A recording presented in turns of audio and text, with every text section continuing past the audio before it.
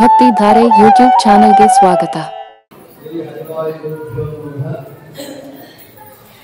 ಜಗದ್ಗುರು ಶ್ರೀಮದ್ ಮಧ್ವಾಚಾರ್ಯರ ಮೂಲ ಮಹಾಸಂಸ್ಥಾನ ಶ್ರೀಮದ್ ಭಾಗವತೀರ್ಥ ಶ್ರೀಮಠ ಮುಳಬಾಗಿಲು ಶಾಖೆ ಧನ್ವಂತರಿ ದೇವಸ್ಥಾನ, ಧನ್ವಂತರಿ ದೇವರ ಸನ್ನಿಧಾನ, ಪ್ರಾಣದೇವರ ಸನ್ನಿಧಾನ, ನಮ್ಮ ಶ್ರೀಮಠದ ಪರಂಪರಾ ಗುರುಗಳು ಶ್ರೀ ಪ್ರಾಜ್ಞಮಾಧವ ತೀರ್ಥರು ಮತ್ತು ಕ್ಷೀರಮಾಧವ ತೀರ್ಥರ ಮೂಲ ಬೃಂದಾವನ ಈ ಸನ್ನಿಧಾನದಲ್ಲಿ ಹಿರಿಯ ಉಭಯ ಶ್ರೀಪಾದಂಗಳವರ ದಿವ್ಯ ನೇತೃತ್ವದಲ್ಲಿ ಅವರ ಆಜ್ಞಾನುಸಾರ ಇಂದಿನ ದಿನ ಮುಳಬಾಗಿಲು ಒಳಗಿರುವ ಎಲ್ಲಾ ಭಜನಾ ಮಂಡಳಿ ಸದಸ್ಯರಿಂದ ಇವತ್ತಿನ ದಿನ ಶ್ರೀ ಪುರಂದರ ಆರಾಧನೋತ್ಸವವನ್ನು ಮಾಡ್ತಾ ಆರಾಧನಾ ಉತ್ಸವ ಅಂಗವಾಗಿ ನೀವೆಲ್ಲರೂ ಕೂಡ ಭಜನೆಯನ್ನ ಮಾಡ್ತಾ ಇದ್ದೀರಿ.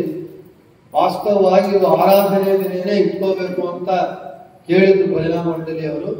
ಆದರೆ ಅವತ್ತು ಉಭಯ ಶ್ರೀಪಾದಂಗಳವರು ಅಲ್ಲಿ ಹೂವಿನಕೆರೆಯಲ್ಲಿ ಮೈಸೂರು ರಾಮಚಂದ್ರಾಚಾರ್ಯವರು ಮಾಡ್ತಾ ಇರುವಂತಹ ಒಂದು ಪುರಂದರ ಆರಾಧನಾ ಉತ್ಸವಕ್ಕೆ ಅಲ್ಲಿ ಹೋಗಿರುವ ಕಾರಣ ಇವತ್ತಿನ ದಿನ ಉಭಯ ಶ್ರೀಪಾದಂಗಳವರು ಅವರ ದಿವ್ಯ ಉಪಸ್ಥಿತಿಯಲ್ಲಿ ಮಾಡಬೇಕು ಉದ್ದೇಶದಿಂದ ಇವತ್ತು ಇಟ್ಕೊಂಡಿದ್ದಾಗಿದೆ. ಆರಾಧನೆ ಎಂಬುದು ಅವರು ಹೋದ ದಿನವೇ ಮಾಡಬೇಕು ನಿಜ, ಆದರೆ ಆರಾಧನೆ ಪ್ರತಿನಿತ್ಯವೂ ಪುರಂದರದಾಸರು ಮಹಾನುಭಾವರೆಲ್ಲರೂ ನಿತ್ಯವೂ ಪ್ರಾತಸ್ಮರಣೀಯರು. ಅವರನ್ನು ನಾವು ನಿತ್ಯವೂ ಆರಾಧನೆ ಮಾಡಬೇಕು, ಪೂಜೆ.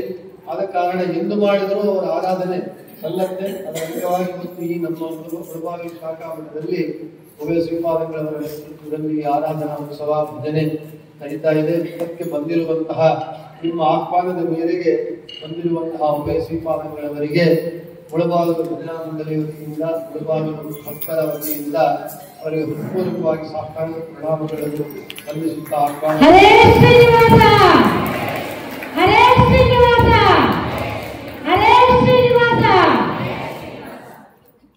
ಅವರ ಆಹ್ವಾನವನ್ನು ಬಯಸುತ್ತಾ, ನೀವು ಇಲ್ಲಿ ಬಂದಿರುವಂತಹ ಹರೇ ಶ್ರೀನಿವಾಸನ ದಾಸಕೂಟದ ಎಲ್ಲ ಭಕ್ತರಿಗೂ ಮತ್ತು ಸುವಾಸಿನಿ ಸ್ತ್ರೀಯರು, ಮುತ್ತೈದೆಯರು, ಸೋದರಿಯರು ಎಲ್ಲರಿಗೂ ಕೂಡ ಆಹ್ವಾನವನ್ನು ಬಯಸುತ್ತಾ ಇವತ್ತಿನ ದಿನ ಆ ಪುರಂದರ ದಾಸರ ಆರಾಧನಾ ಉತ್ಸವ ಅಂಗವಾಗಿ ಉಭಯ ಶ್ರೀಪಾದಂಗಳವರ ಒಂದು ಅನುಗ್ರಹ ಭಾಷಣ ಇದೆಲ್ಲ ಇರುತ್ತೆ.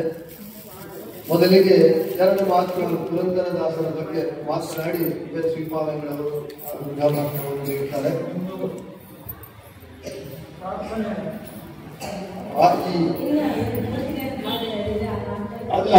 ನೀವು ಆದರೆ ಮೊದಲಿಗೆ ನೀವು ಸಭಾ ಪ್ರಾರಂಭ ಮಾಡೋದಕ್ಕೆ ಮುಂಚೆ ಪ್ರಾರ್ಥನಾ ಗೀತ ನಿಮ್ಮ ಭಜನೆಯಲ್ಲೇ ಮಾಡಿ, ಹಾಗೆ ಎರಡು ಏನು ಹಾಡಿದನ್ನು ಮುಗಿಸಿದ ನಂತರ ಸಭಾ ಶುರುವಾಗುತ್ತೆ. ಶ್ರೀ ಹರಿವಾಯುವಂತಹ ವೇದಿಕೆಯಲ್ಲಿ ಉಪಸ್ಥಿತರಾಗಿರುವಂತಹ ಉಭಯ ಶ್ರೀಪಾದಂಗಳವರಿಗೂ ಸಾಷ್ಟಾಂಗ ಪ್ರಣಾಮಗಳನ್ನು ಸಲ್ಲಿಸಿ, ಇಲ್ಲಿ ಬಂದಿರುವಂತಹ ವಿದ್ವಾಂಸರಿಗೂ ಭಕ್ತರಿಗೂ ಕೂಡ ಪ್ರಣಾಮಗಳನ್ನು ಸಲ್ಲಿಸಿ, ಪುರಂದರದಾಸರ ಆರಾಧನಾ ಉತ್ಸವ ಅಂಗವಾಗಿ ಇವತ್ತಿನ ದಿನ ಮುಳಬಾಗಿಲಿರುವಂತಹ ಎಲ್ಲಾ ಭಜನಾ ಮಂಡಳಿಯ ಸದಸ್ಯರೆಲ್ಲರೂ ಬಂದು ಇಷ್ಟು ಜನ ಮುಳಬಾಗಿಲು ಇಷ್ಟು ಸಣ್ಣ ಊರಿನಲ್ಲಿ ಇಷ್ಟು ಜನ ಭಜನಾ ಮಂಡಳಿ ಸದಸ್ಯರು ಇದ್ದಾರೆ ಅಂತ ಹೇಳಿದ್ರೆ ಆಶ್ಚರ್ಯವಾಗುತ್ತೆ. ನೀವು ಕೊನೆಗೆ ಎಲ್ಲರೂ ಕೋಲಾಟದಿಂದ ಹಾಡಿದ್ದು ನೋಡಿದ್ರೆ ಇದು ಸುಮ್ಮನೆ ನಿಮ್ಮ ಒಂದು ಎಷ್ಟು ಚೆನ್ನಾಗಿ ಮಾಡಿದ್ದೀರಿ ಅಂತ ಹೇಳೋದಕ್ಕಷ್ಟೇ ಹೊರತು ಇಲ್ಲಿ ಬೇರೆ ಯಾವುದಲ್ಲ.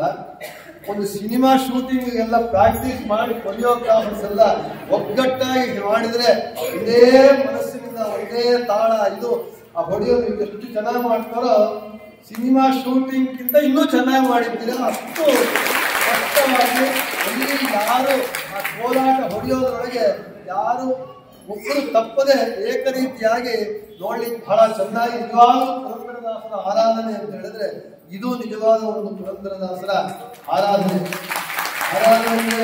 ಊಟ ಮಾಡೋದು, ಪಂಚಾಮೃತ ಮಾಡೋದು, ಒಳ್ಳೆ ಸ್ವೀಟ್ ತಿನ್ನೋದು ಅಲ್ಲ, ಅದು ಒಂದು ಭಾಗ. ಆದ್ರೆ ಇದು ನಿಜವಾದ ಪುರಂದರದಾಸರಿಗೆ ಸಂತೋಷ ಪಡುವಂತಹ ಆರಾಧನೆ.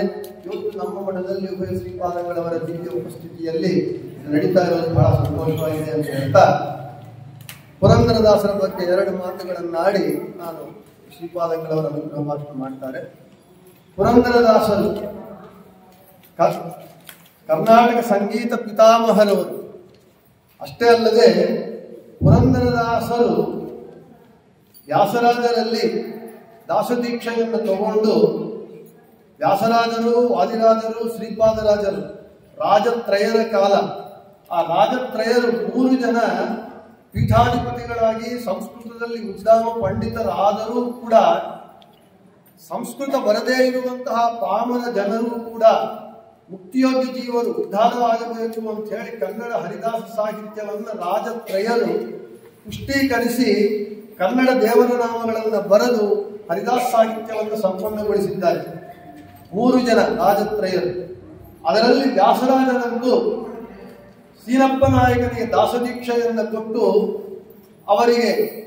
ಅವರು ಬರೆದಿರುವಂತಹ ಪುರಂದರದಾಸರು ಬರೆದಿರುವಂತಹ ಅವರ ದಾಸ ಸಾಹಿತ್ಯದ ಪ್ರಸ್ಥಾನ ಅತ್ಯಂತ ದೀರ್ಘವಾದದ್ದು, ಸುದೀರ್ಘವಾದದ್ದು.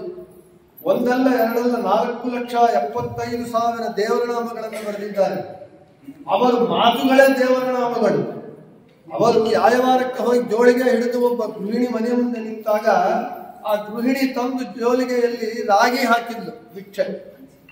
ರಾಗಿ ಹಾಕಿದ ಕೂಡಲೇ ರಾಗಿ ತಂದೀರಾ, ಭಿಕ್ಷಕ್ಕೆ ರಾಗಿ ತಂದೀರಾ, ಯೋಗ್ಯವಂತರಾಗಿ ಭಾಗ್ಯವಂತರಾಗಿ ಅಂತ ಹೇಳಿ, ಅಂದ್ರೆ ಪುರಂದರದಾಸರು ನಮ್ಮ ಜೀವನದಲ್ಲಿ 4,75,000 ದೇವರ ನಾಮಗಳು ಹಾಡೋದಲ್ಲ, ಅದರನ್ನ ಹೆಸರುಗಳು ಹೇಳಲಿಕ್ಕೂ ನಮಗೆ ಯೋಗ್ಯತೆ ಇಲ್ಲ. ಆದರೆ ಅವರು ದಾಸದೀಕ್ಷೆ ತಗೊಂಡ ನಂತರ ಅಷ್ಟು ಬರೆದಿದ್ದಾರೆ ಅಂತ ಹೇಳಿದ್ರೆ ಅವರ ಮಾತುಗಳೆಲ್ಲವೂ ಕೂಡ ದೇವರ ನಾಮಗಳಾಗಿ ಬರೆದಿರುವಂತಹ ಮಹಾನುಭಾವರು. 4,75,000 ದೇವರ ನಾಮಗಳಲ್ಲಿ ಅನೇಕ ಭಾಗಗಳುಂಟು. ಅವೆಲ್ಲದಕ್ಕೂ ಕೂಡ ವ್ಯಾಸರಾಜರು ಪುರಂದರೋಪನಿಷತ್ತು ಅಂತೇಳಿ ಉಪನಿಷತ್ತಿನ ಸ್ಥಾನವನ್ನು ಕೊಟ್ಟು ವ್ಯಾಸ ಸಾಹಿತ್ಯಕ್ಕೆ ಸಮಾನವಾದಂತಹ ಸ್ಥಾನವನ್ನು ಕೊಟ್ಟು ಹರಿದಾಸ ಸಾಹಿತ್ಯವನ್ನು ಉತ್ತುಂಗ ಶಿಖರಕ್ಕೆ ಏರಿಸಿದಂತಹ ಮಹಾನುಭಾವರು ವ್ಯಾಸರಾಜರು. ವ್ಯಾಸರಾಜರ ಶಿಷ್ಯರು ಪುರಂದರದಾಸರು. ಇನ್ನು ಪುರಂದರದಾಸರ ಕಥೆ ಎಲ್ಲವೂ ಗೊತ್ತಿದೆ. ಆದರೆ ಪುರಂದರ ಅವರ ಅಂಕಿತ ನಾಮ ಪುರಂದರ ವಿಠಲ ಅಂತೇಳಿ. ಆ ಪುರಂದರ ವಿಠಲ ಎಂಬ ಅವರ ಅಂಕಿತ ನಾಮಕ್ಕೆ ಅರ್ಥವನ್ನು ಹೇಳಿ ನನ್ನ ಉಪನ್ಯಾಸವನ್ನು ಮುಗಿಸ್ತೇನೆ. ಪುರಂದರ ವಿಠಲ, ಎಲ್ಲಾ ದಾಸರು ವಿಠಲ ಅಂತೇಳಿಟ್ಟು ಅವರ ಒಂದು ಅಂಕಿತ ನಾಮದಿಂದ ಪುರಂದರ, ಜಗನ್ನಾಥ, ವಿಜಯ ಅಂತೇಳಿ ಅಂಕಿತ ಇಡ್ತಾರೆ.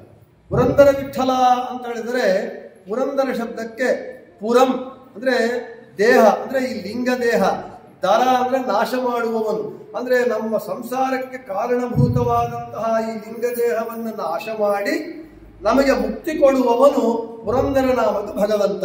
ಪುರಂದರ ಶಬ್ದಕ್ಕೆ ಅದು ಅರ್ಥ.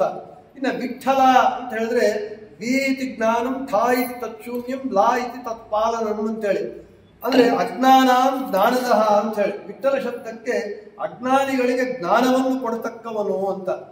ಈ ಪುರಂದರ ವಿಠಲ ಎಂಬ ಅಂಕಿತ ನಾಮದಿಂದ ನಮ್ಮ ಸಂಸಾರವನ್ನು ನಾಶ ಮಾಡಿ ಮುಕ್ತಿ ಕೊಡತಕ್ಕಂತಹ ಪುರಂದರ ವಿಠಲ ನಾಮಕ ಭಗವಂತನ ಅಂಕಿತ ನಾಮದಿಂದ ಪುರಂದರದಾಸರು ದೇವರ ನಾಮಗಳನ್ನು ಬರೆದು ಎಲ್ಲರೂ ಕೂಡ ಉದ್ಧಾರವಾಗುವುದಕ್ಕೆ ಕೊಟ್ಟಿರುವಂತಹ ಅಪಾರವಾದಂತಹ ಕೊಡುಗೆ. ಅಂತಹ ಪುರಂದರದಾಸರ ಆರಾಧನಾ ಉತ್ಸವ ನಮ್ಮ ಈ ಶ್ರೀಮಠ ಮುಳಬಾಗಿಲು ಶಾಖೆಯಲ್ಲಿ ನಡೀತಾ ಇರೋದು ಬಹಳ ಸಂತೋಷ ಅಂತ ಹೇಳ್ತಾ ಈ ವಿಡಿಯೋ ನಿಮಗೆ ಇಷ್ಟ ಆದರೆ ಲೈಕ್ ಮಾಡಿ, ಶೇರ್ ಮಾಡಿ, ನಮ್ಮ ಚಾನಲ್ ಅನ್ನು ಸಬ್ಸ್ಕ್ರೈಬ್ ಮಾಡಿ.